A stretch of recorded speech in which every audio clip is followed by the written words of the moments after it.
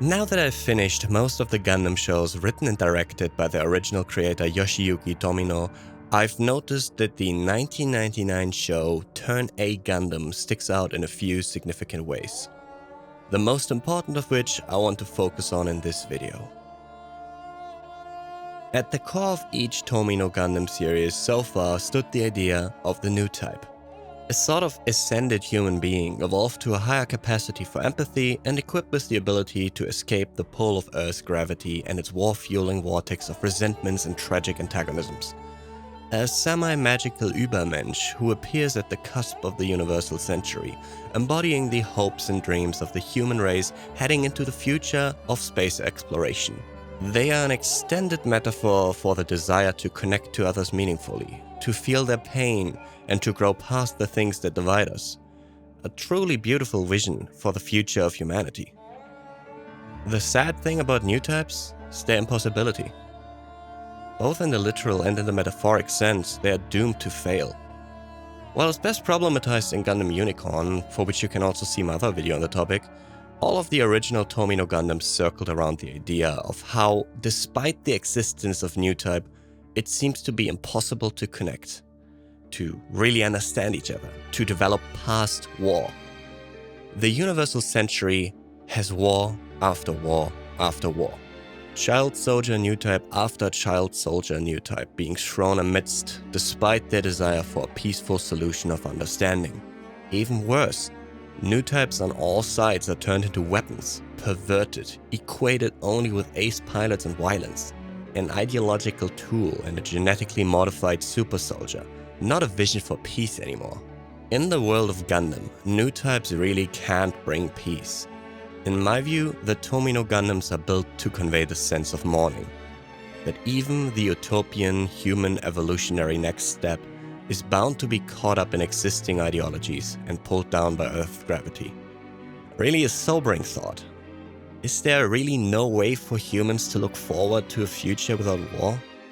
And metaphorically they are doomed to fail because what are Newtypes even a metaphor for? Are we to believe in a narrative about a superior Übermensch arising which will replace all the values of old and move us towards a brighter future with his kin? Well, I don't think that's the point, and if it were, I wouldn't buy it. And I think Tomino to some extent agrees. Let's turn back to Turn A Gundam. Turn A does not have Newtypes. Sure, you can read some fan speculation and you can wager a strong guess that a few characters exhibit Newtype-like traits on occasion, but it's neither central stage nor the resolution to any of the conflicts. What Turn A has instead is perspective changes. Turn A Gundam is an incredibly rich show with so many themes and ideas in it that I couldn't even begin to make a video comprehensively covering all of it. I'd be writing for months, only to come up with an unwieldy script that would be as thick as the Bible. But one idea that is extended throughout all of the work sticks out to me. Let me start with a quick introduction to the world, full spoilers ahead. Turn A Gundam takes place on an alternate history version of the Earth, or should I say alternate future. Humanity's technology is a mixture between real-world industrial revolution and some steampunk liberties that have been taken. But they aren't alone in the solar system. The moon is inhabited by former Earth Knights that are in some sort of exile, waiting for the chance to return to the Earth, as the Earth has a much longer history, including previous civilizations that arose and failed and exiled to the moon. To prepare for this, a flat is sent to Earth containing 3 young moon race teens with a mission to integrate into Earth's society and to see if it's ready for the moon race to return. And one of those 3 is our protagonist, Laura. All 3 of them integrate rather nicely, find jobs, grow up bit by bit, becoming closer and closer with the Earth people. Lauren got a job as a sort of servant, or rather driver, for the young lady Kihel, daughter of a big mining corporation boss. Well, after a few years, suddenly the moon race announces their arrival. They come, and they come hard. It is a proper invasion. They almost destroy an entire city, they plant their big spaceship right there, making demands for territory, getting in fights with the militia that resist them, taking local food supplies, and instead of a return to settle with the Earth people, it looks much more like colonizing. Skipping ahead a little bit, through negotiations between Earth and Moon, Keel learns that she stunningly looks similar to the Queen of the Moon, Diana. And the two women, who get along remarkably well, decide to switch places.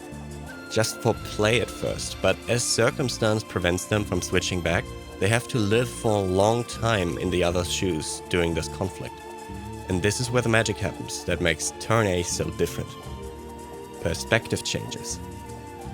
There are warmongers on both sides. The Earth's militia is radically anti-moon race, committing acts of terrorism against the colonizers and actively sabotaging diplomatic meetings. Gwyn Reinford, who rules one of the Earth's nations, has his own ambition. During the course of the story, he ends up abandoning his diplomatic and peace-seeking positions in order to pursue, with intent, this technological advance of the moon race by making a pact with one of their pro-war factions and risking the Earth's population. Agrippa Maintainer, the hereditary governor of the moon race's home on the moon, uses the opportunity of Diana's absence to consolidate his power to turn the moon into a place free of conflict by shipping off criminals and people with warlike tendencies to Earth. And then there's Jim Ginaham, a man both Agrippa and Gwyn try to use for their ends. He believes humanity can only rise up to its full potential during war, and he seeks to rekindle conflict wherever he goes. All these people have one thing in common, and it is their restrictive perspective which they never change. The Earth's militia is only focused on the invasion, and not on the fact that the moon race is by far not politically unified in their goals and have consistent and internal conflicts, that some of them really just do want to live peacefully alongside the Earth people. Gwyn is focused on his personal ambitions and disregards the good of the people. Agrippa builds a peace only on exclusion and intolerance towards all those who are deviant at the cost of everyone on the outside. And Jim only follows his bizarre and violent fantasies about human potential. They are opposed by all the people who were able to change perspectives. Lauren, for example, a moon race boy coming to Earth. He, throughout the entire conflict, constantly communicated with both sides, acting as Gwyn's ace pilot Laura, including some cross-dressing, and as a pseudo-spy with loyalty to Queen Diana. He grew up on Earth, and so saw the immense violence the moon race committed on the Earth and protected many Earthlings from their attacks throughout the series. But at the same time, he saw the genuine wish for the moon race to coexist peacefully and thus supported Diana in all attempts at diplomacy. He has the unique perspective of both an Earthling and a moon race person, and he is our focal point for understanding the two most important characters in Turn A Gundam, Kihel and Diana. Through their act of switching places, they do the most literal perspective change you can imagine, and in countless ways throughout the series, they get to explore the other side, partially through performance, when they learn to understand the other person deeply by acting as the other person, and partially through the experience they happen to make, now being in the position of someone else. Diana experienced the insider's perspectives of the militia, of the Earth's government, but she also experienced work by helping out field medics treating wounded soldiers. Her perspective change is not just in terms of race, but also class. The Queen experiencing work of a critical laborer, seeing the pain of those suffering from war firsthand, washing the dirty sheets of those who bled on them, valuing the very fact that this dirt means they are still alive. Meanwhile, Kihel experiences firsthand the tensions inside the moon race, having to run it on her own and becoming the target of multiple attempts to kidnap, kill or displace her for different ends by different actors, ascending from her class position as a bourgeois young Earth lady into literally being a noble person, the queen of a country with huge responsibility for the progress of war on the side of the moon race. The head of Diana's royal guard at some point learns of the switch, but he has already fallen for Kihel and her impressive capacity to lead, to inspire motions towards peace. He ends up protecting both Diana and Kihel and works alongside the Earth people when it counts most. All these acts are continually blurring the lines between the races, between colonizer and colonized, between friend and enemy, between the classes, and at the very least a bit between genders, through the cross-dressing, the immense amount of female empowerment, and the total lack of romantic scenes that boil down to simply some stern commander saying, "I want to put a baby in you," and the woman just falling for him on the spot. Yeah, I'm looking at you, Victory Gundam. エンジェルハイローの5校にあやかりたいと元気な子を産みなさいよ。カリンガは子供が好きなのか。女性に生まれた以上、一度は母親になってもいいわね。この戦争が終わったら僕の子供を産んでくれないかな。あら、今のプロポーズですよね。口が滑ったわけではない。いい返事を待っている。キスハール、武骨そうだけど頼もしい人じゃありません。いい人だと思うわ。プロポーズっていうのは初めて見たわ。羨ましいな。素敵な方ですね。おめでとう。 It happens more than once. At this point, I find it really worth mentioning how casually, and without any mention, Turn A simply has a cast of all skin colors, with people of different genders indiscriminately being soldiers and non-soldiers. Like, it's subtle if you don't put a focus on it, but damn, think about it, this is the analog to Industrial Revolution times. Do you know what the social progress was at the time? Oh, that's a statement right there. Each of these wonderful characters, and many more of them, are absolutely worthy of a close examination and a thematic analysis of their own, but let me cut it short right here and return to the bigger picture. One of the most explicit perspective changes that is pervasive throughout the series is the question of technology. Is technology for warfare, or is it for good? The nuke that destroys horribly can be used for good by destroying asteroids in space that are about to hit people. The hand of the Turn A Gundam can wield a weapon and destroy, but it can also be an improvised laundry machine, accelerating the way in which the bed sheets for a field hospital can be cleaned. Heck, you can even hang up laundry on it. Jim and Gwen are obsessed with the technology for destruction, but many instances of technology and even weaponry are instrumental for human happiness, for labor, for creating rather than destroying. Technology is not bad. It doesn't need to be erased. And the central thing that pulls together all our good guys and the way to defeat the foe by the end, who's the embodiment of warmongering and conflict, is perspective changes. Perspective changes on what a weapon is, what a piece of technology is, to not target it at others, but use it to help others. To understand that Lauren, who is an important soldier, he could just sit around dilly-dallying, goes and helps clean the bed sheets. At the Turn A can be a clothes rack to dry your clothes, as funny as it seems. But also to understand exactly those people whom you do want to help. You don't only need to change your perspective on what a weapon is in order to not point it at others. You also need to understand the others, that they are not someone to be pointed with weapons at. That those are not people to kill, but to bond with, to support. The Turn A Gundam has a weapon in it, which is called the Moonlight Butterfly, which, as its aim, has to erase all technology, to end all wars. It happened before. All of technology was wiped out.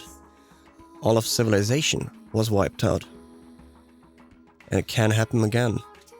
Only through communal effort and through rethinking technology is not inherently war-creating do they ultimately achieve a way by which the Turn A's Moonlight Butterfly does not erase all technology on Earth, and how a connection between Moon and Earth can be achieved through technology, through mutual understanding and through a community that relies on technology. Understanding that weaponry and technology are not merely a means for conflict and committing violence, but for creating, assisting, improving and growing together, for making labor more manageable. And for the very first time, we get a Tomino Gundam with a happy ending. Unlike the Newtypes, perspective changing is not doomed to fail. That is because it's not a purely utopian idea of human evolution, but something that everyone can do today. Something that you can learn by just talking to people and sharing their experiences. Just don't think of people as greater like Newtypes and lesser like regular old types. Appreciate what they're doing. Think about this. One of the 3 Moonrace kids that headed to Earth just simply became a baker. A baker who bakes bread. He's very passionate about it. He loves it. He's supplying both sides of the conflict with food. And it's very basic labor, but very important.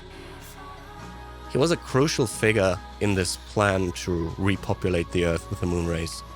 And he was framed to us as a very important character from the very start. And he ended up being a baker. I find this to be beautiful. I say respect the services for the community. Respect the regular worker as much as you do the Queen of the Moon. Create this mixture of races, classes, and genders until the lines between them become unclear and you can reach a shared perspective. And I feel like this is Tomino's most mature Gundam, and also his most optimistic. It's a very uplifting thought.